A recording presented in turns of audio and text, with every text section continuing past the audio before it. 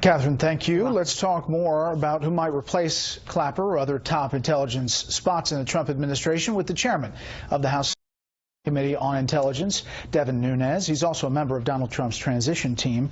Thanks for being here, Mr. Chairman. It's good to be with you, Brett. That was quite something, that Wikipedia mention at the end of Catherine's Yeah, piece. it's embarrassing. I mean, this is part of the problem, I think, that why Donald Trump won, because there's incompetency at every level. I mean, even at the Department of Defense, which, you know, I think the American people trust the Department of Defense, but if they're using Wikipedia to justify billion-dollar decisions, there's a big problem. You think Clapper did a good job? Look, the thing about Clapper is he served for 40 years, a lot of that time in uniform. I think his problem has been the last few years because the administration, it's really who he serves, I think, which caused him the most problems because they put him in almost impossible positions trying to defend an administration that had a policy that was lead from behind. And so he consistently would try to, I think, I don't want to say not answer questions, but find ways to not answer questions, and I think he got himself into trouble. But with that said, I mean, look, the guy had a long, good career. He did a great job in many cases. I think just the last few years have been tough. You're on the Trump transition team. You've been publicly talked about as a possible director of CIA, director of national intelligence. Would you do that? Yeah, well, I've told them that, well, first of all, I have not been asked, but I agreed to serve on the executive committee, and you know, with the understanding that I was not going to be asked for any other position. I'm happy where I'm at. My family lives in California, and I just think it would be a really tough sell for that. Those are important positions. You have some names of people who might be considered? I do. I think you've seen a lot of them that have been going into Trump Tower over the last few days. It's quite an organized process. It's been interesting to be involved in this, to see somebody from outside of government come in and kind of bring a business mind to this. So what Donald Trump did right away was put together an executive committee.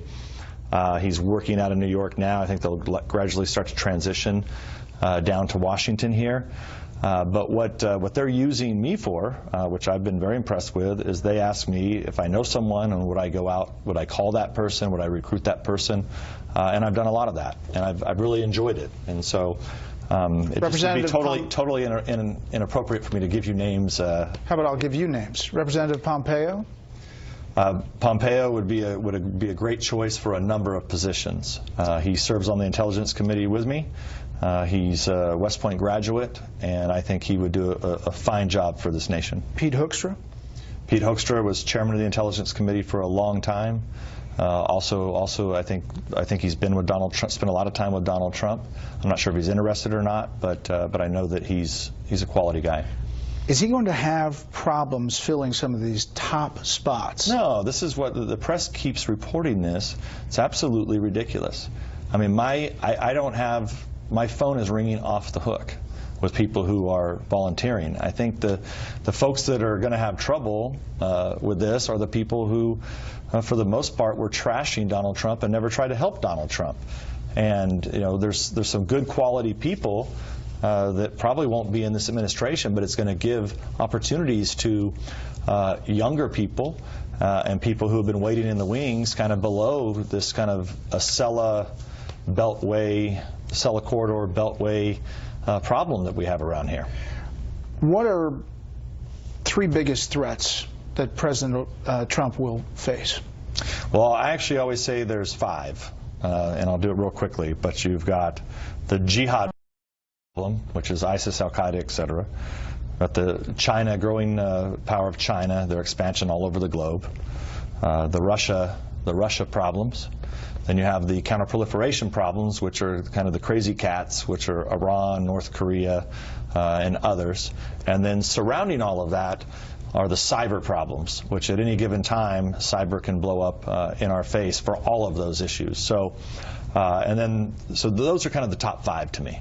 And of those, is there one that I don't think you can say one's more important than the other, because I think all five on any given day can all be a big problem. Lieutenant General Mike Flynn is reported to be considered for National Security Advisor. I know you worked with him as he was the head of DIA. Your thoughts about that possible appointment? It hasn't happened yet, but we're getting indications that it may. He's one of the best leaders in the military and military intelligence that I've ever worked with. I first met him when he was in Iraq, head of intelligence for JSOC there, which was one of the, probably in our history of military and warfare, was the largest killing machine ever assembled, that helped us to win the war in Iraq, to bring Al-Qaeda to its knees. If you look at the teams that he's been able to assemble over the years, he's been one of our most successful military intelligence officers in modern history. There's some controversy that he signed up Turkey as a client for his consulting firm. This is the Daily Caller, an intelligence consulting firm founded by retired Lieutenant General Michael Flynn. Donald Trump's top military advisor was recently hired as a lobbyist by an obscure Dutch company with ties to Turkey's government and its president, Erdogan. He didn't reveal this when he wrote this op-ed about Turkey, that they need the U.S. support, and that Washington is essentially harboring Turkey's Osama bin Laden, in his words, this cleric that Turkey blames for possibly leading that coup. Concerns about that? Obviously, his appointment as NSA wouldn't be need to be Senate confirmed, but your thoughts on this and the criticism that he's taking? Well, Turkey, well, first off, when people are out of not in government, they represent foreign governments. That's just how it works here. And he's a quality guy. He's a quality guy, and people would want to hire him. As it relates to Turkey, you have to remember Turkey is a NATO ally, and they are a problem child. Erdogan's caused a lot of problems. There was a coup there.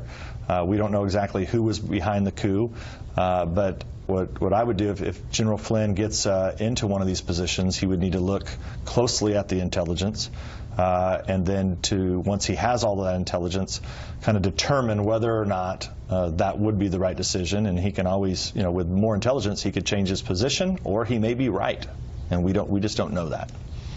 Mr. Chairman, we appreciate your time. Come back when you can tell us about some more